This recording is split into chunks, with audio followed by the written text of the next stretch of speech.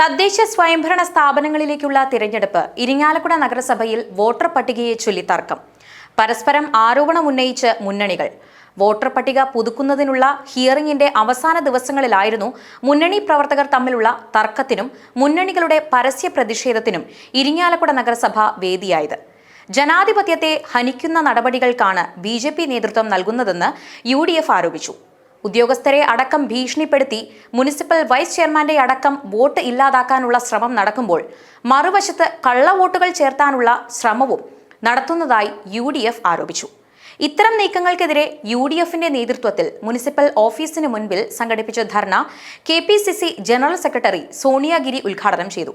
Municipal chairperson Marykutty Joy, municipal vice chairman Baiju Kuttikkadan, standing committee ചെയർമാൻമാരായ Feni Ebin Vellanikkaran, Jaison Parekkadan, municipal കൗൺസിലർമാരായ TV Charlie, MR Shaju എന്നിവർ പ്രസംഗിച്ചു.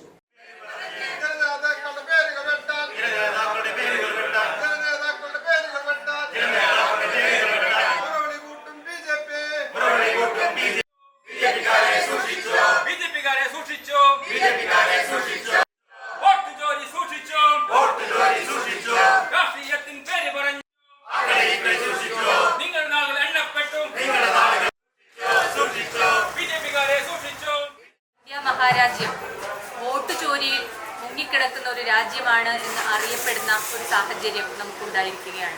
ഇതിനെല്ലാം നേതൃത്വം കൊടുക്കുന്നത് കേന്ദ്രം ഭരിക്കുന്ന നരേന്ദ്രമോദി സർക്കാരാണ്.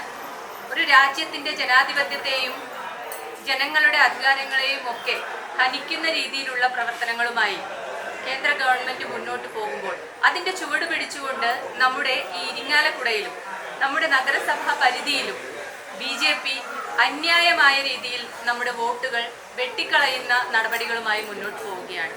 എന്നാൽ അതിനേക്കാൾ ഉപരിയായി അവർ ചേർത്തുന്ന കള്ള വോട്ടുകളുടെ എണ്ണവും വളരെ കൂടുതലാണ് എന്നുള്ളതാണ്.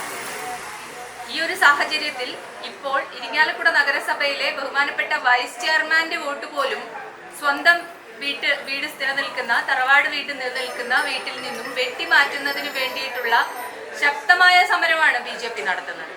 അത് ഒരിക്കലും അംഗീകരിക്കാൻ സാധിക്കുന്ന കാര്യമല്ല. വോട്ട് ചെയ്യുക എന്നുള്ളത് ജനാധിപത്യത്തിലെ അവകാശമാണ് നമ്മുടെ ഓരോരുത്തരുടെയും. ഇത് ആരാണ് പറയുന്നത് എന്നുള്ളതാണ് എടുത്തു പറയേണ്ട കാര്യം.